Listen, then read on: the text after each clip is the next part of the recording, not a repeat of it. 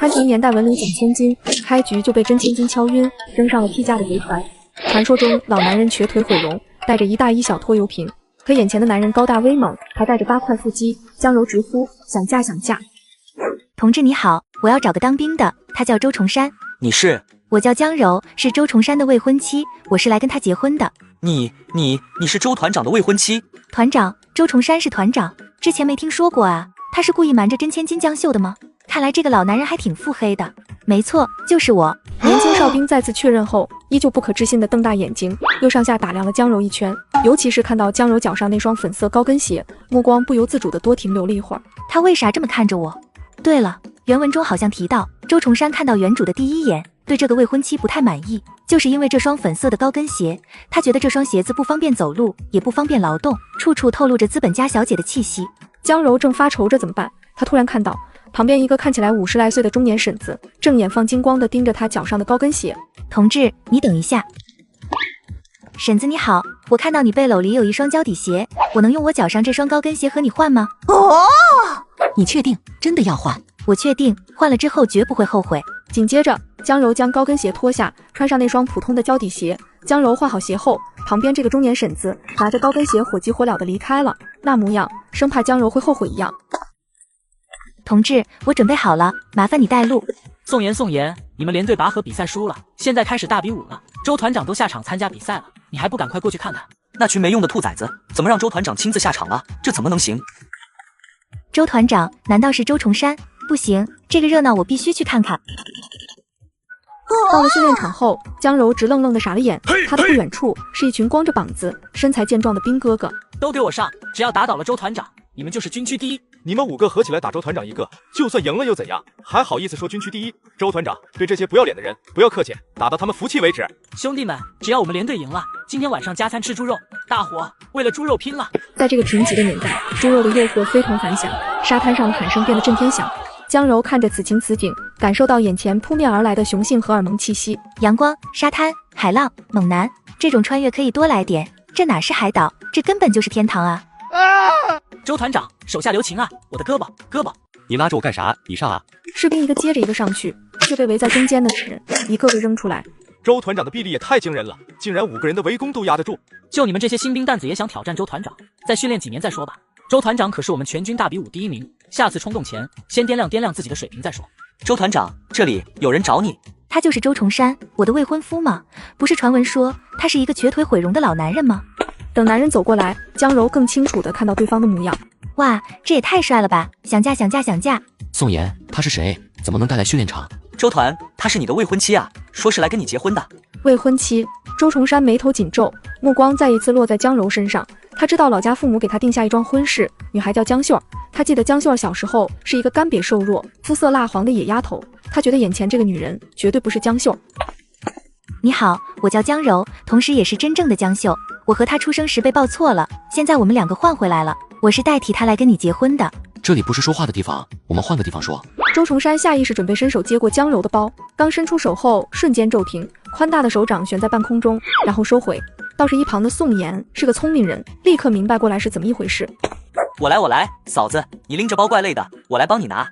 嫂子，我叫宋妍，今年19岁，你叫我石头就行。我是周团长的警卫员，周团长平时忙，你以后有什么事情都可以来找我，我帮你解决。走了好大会儿，总算到了周崇山住的地方。宋妍，你带他进屋，我冲个澡马上就来。好的，周团。嫂子这边走。嫂子，东西给你放下了，你休息吧，我就先走了。好的，谢谢你。这就是我以后的家了。川城年代文里讲千金，开局就被真千金敲晕，扔上了替价的贼船。传说中老男人瘸腿毁容，带着一大一小拖油瓶，可眼前的男人高大威猛，还带着8块腹肌。江柔直呼想嫁。到底是怎么回事？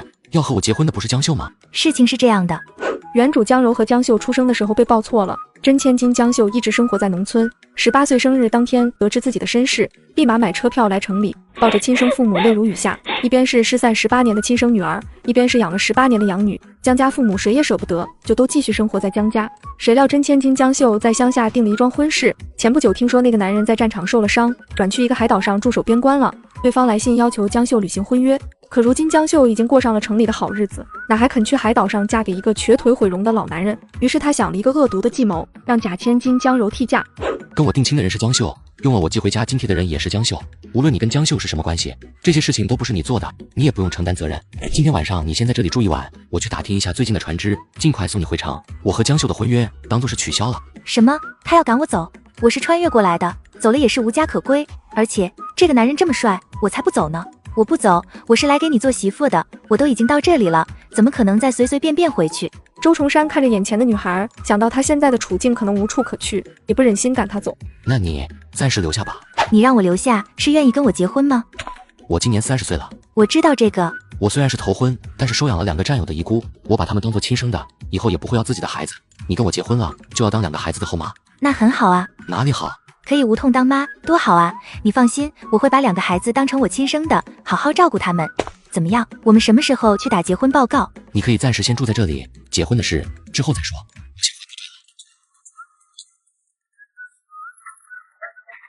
周大哥，你在家吗？怎么大白天还锁着门？来了。周大哥，你在家吗？你是谁？怎么会在这里？你知不知道这是周团长的房子，不是什么人都能随随便便进来的。江柔看了一眼冲进屋子的女人，看见她脚上穿的竟然是自己换下来的那双高跟鞋。她应该是码头上那个婶子的女儿吧？你是什么人？再不说话我就喊人了，让当兵的把你抓起来。你又是这个家的什么人？有什么资格质问我的身份？据我所知，周崇山没有结婚，家里也没有其他女性亲属。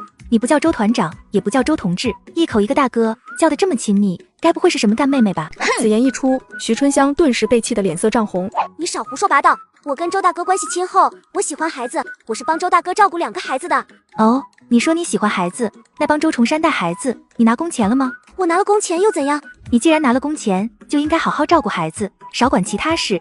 就你刚才那说话的语气，不知道的还以为你是这2个孩子的亲妈呢。孩子，你在这里，那2个孩子呢？说完，江柔就往外跑，一出门就撞上了周崇山。周崇山，孩子们。江柔刚开口，就看到周崇山身后的2个身影。周大哥，就是这个女人，就是她故意把小川和小花关在门外的。徐春香恶人先告状，明明是她急着进来耍女主人威风，把2个孩子落在门外了。而周小川和周小花，一个冷傲孤僻不爱说话，一个是小哑巴，自然没人会揭穿她的谎言。周大哥，我说的是真的，你一定要相信我。这个女人还说要把我赶出去，我可是小川和小花他们的老师。我知道了。周大哥，我知道了，既然小川和小花没事，这件事情到此为止，但是下不为例。周崇山说这句话的时候，眼神冰冷地看着徐春香，很显然，这句话他是对徐春香说的。怎么能就这样算了？周大哥，他到底是谁啊？他叫江柔，是我的未婚妻。穿成年代文林锦千金，开局就被真千金敲晕，扔上了替嫁的贼船。传说中老男人瘸腿毁容，带着一大一小拖油瓶，可眼前的男人高大威猛，还带着8块腹肌。江柔直呼想嫁想嫁。她叫江柔，是我的未婚妻。既然孩子已经到家了，徐春香，你也可以离开了。徐春香，你是小川和小花他们的老师，应该以身作则，请你在工作的时候不要穿这种不方便行走的鞋子。吃饭吧。江柔看着眼前的饭菜，瞧不见一丝油光。周崇山可是军区团长，他这个级别是能让炊事班开小灶的，但是他没有享受这个待遇，还是跟普通士兵一样，在部队食堂打饭。海岛地处偏远，交通不方便，能运输过来的物资不多，这里的条件比不上城里，你先将就几天，之后再送你回去。啥？刚才还在别人面前承认我未婚妻的身份，现在又想把我送回去？我不回去，土豆丝配馒头最香了。江柔大口大口地吃了起来，一方面是她真的饿了，另一方面她要证明给周崇山看。趁着吃饭的间隙，江柔仔细观察了一下2个孩子。这2个孩子瘦得过分，小脸蛋上也都是污渍，狼吞虎咽地吃着手里的馒头。周小川察觉到江柔的目光，突然一抬头，那狼崽子一样的眼眸凶狠地瞪向江柔。周崇山，你怎么不吃？部队留了我的饭，我等下回去吃。屋里就一张床，今晚你们睡在一起。如果你不习惯，明天跟我说，我给孩子们再加一个小床，让小川和小花单独睡。2个孩子的事情你不用担心，小川会照顾小花，你不用管他们，自己休息就行。晚上海岛上风大，听到响声不要被吓到，有什么事情就去隔壁找婶子，她会帮你的。你说完了吗？差不多就这些，你今天也累了，早点睡。你别想欺负我妹妹，爸说了，明天就会把你送走，你别想赶我们出门。周小川只是一个6岁的孩子，可是眼神凶狠，这都是徐春香平日里给他们灌输的意识，什么你们不是周崇山的亲生孩子，等周崇山结婚有了自己的小孩，一定会把你们赶出门之类的话。你们放心睡吧，我没想把你们赶出去，这里是你们的家，周崇山是你们的父亲，任何人都不能将你们赶出去。江柔从卧室出来，因为现在她还有一件重要的事情要做。下午收拾东西的时候，她在原主身上发现一个玉坠，这个玉坠她在穿越来之前也有一个，是她从出生就戴在身上的。看来她穿越过来跟这个玉坠有关系。突然，她的手被刺破，一滴血滴在玉坠中。丁，血液匹配成功，系统空间正在建构。亲爱的主人，欢迎您进入空间系统。您的淘多多商城已开启，可以随时使用。在这里，只要您有钱，可以买到任何东西，也可以在这里卖东西。祝您发财！春香，我给你那双鞋子，你穿给周团长看了吗？他是不是对你另眼相看了？什么破烂鞋子，早被我扔了。扔了？你怎么能扔了？我找人打听了，这鞋子在供销社都买不到，只能去大城市的百货商场里买。你怎么说扔就扔了？我可是用一双全新的胶底鞋跟人换回来的。什么换回来的？妈，你不是跟我说你托人买的吗？怎么又成换回来的了？那就是别人穿过的旧鞋了。你跟什么人换的？就是今天在岸边有个年轻的小姑娘，她主动跟我换的。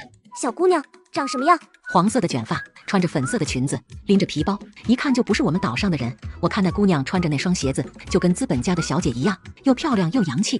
我就想着，你穿上肯定也很漂亮。黄色的卷发，粉色的裙子，春香一下子就想到了江柔。是她，一定是她算计我，要不然她怎么好端端的把这么好的鞋子拿来换不值钱的胶底鞋？一定是她在算计我，都是她害得周大哥讨厌我。春香，你说的是谁呀？谁算计你？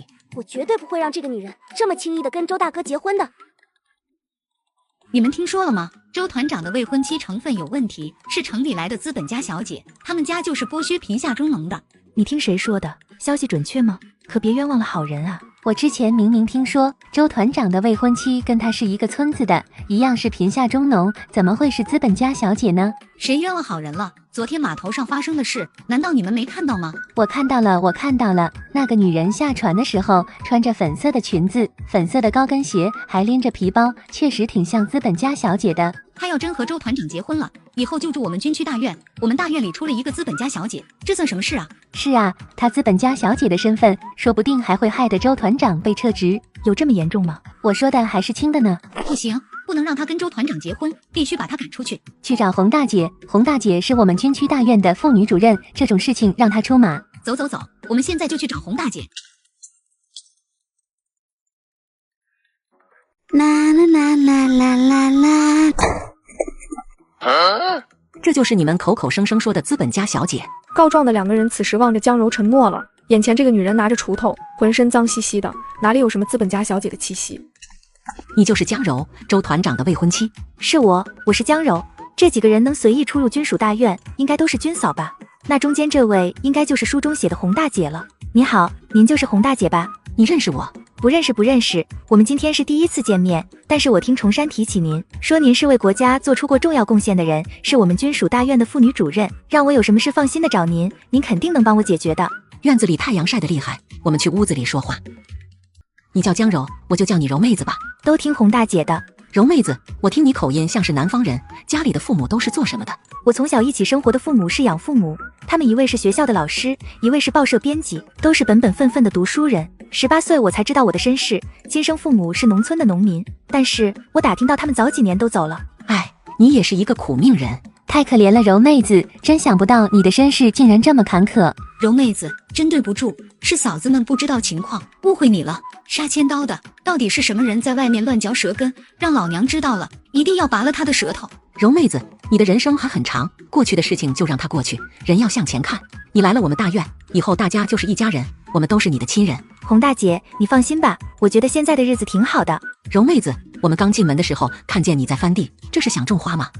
想种花，但是更想种些菜。我知道现在岛上的生活条件不太好，物资不多，大家都是紧衣缩食的。我不能光靠着崇山的津贴过日子，家里还有2个孩子要养呢。种些瓜果蔬菜，能给孩子们改善伙食，我也能活动活动身体。果然是要结婚过日子的人，这就开始想着照顾孩子了。柔妹子，我家院子里就种了不少菜，你要是缺什么就跟我要，我们之间没有什么不好意思的。好，谢谢嫂子们了。周团长，不好了，出大事了！规矩都忘了吗？报告，周团长，我有事要报告。现在可以说了。周团长不好了，不知道从哪里传出来的谣言，突然说嫂子是资本家小姐，说她成分有问题，都闹到洪大姐那里去了，说一定要把嫂子赶出去。现在他们都冲到你家去了。周团长，你可一定要护住嫂子啊！